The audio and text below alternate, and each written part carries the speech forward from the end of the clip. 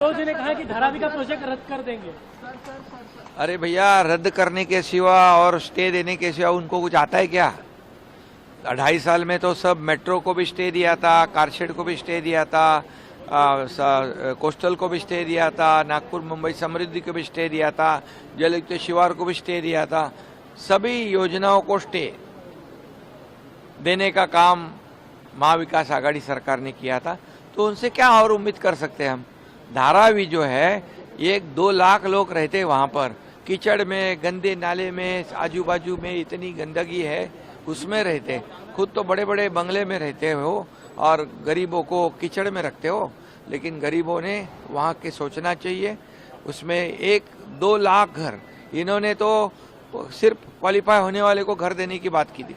हमारी सरकार ने तो हाउसिंग फॉर ऑल, सभी लोगों को घर देने का ऐलान कर दिया है और वहाँ वैसे निर्णय लिया है। और 1 लाख की एक घर की कीमत कम से कम 1 करोड़ हो गई, तो 2 लाख करोड़ के घर वहाँ बनेंगे। वहाँ पर ये महाविकास आघाड़ी ने जो पहले बिल्डर को छूट दी थी, उसमें हम कैपिंग कर दिया है, टीडीआर में कैपिंग कर दिया है, सबको घर देने की जिम्मेदारी दी हुई है।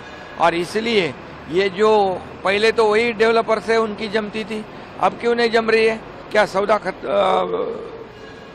क्या कहते हैं उसको, अजीत पवार ने मैच फिक्सिंग खत्म हो गया।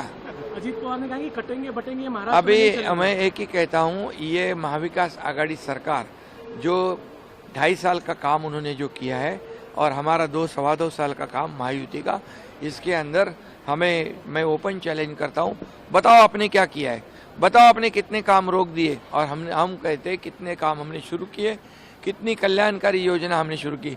मुख्यमंत्री माझी लाडली बहन योजना शुरू हमने की, उसको विरोध किया, अभी हमें फॉलो कर रहे हैं, हमारी सब योजनाएं ढाप रहे हैं, हमारे सब योजनाओं की नकल कर रहे हैं।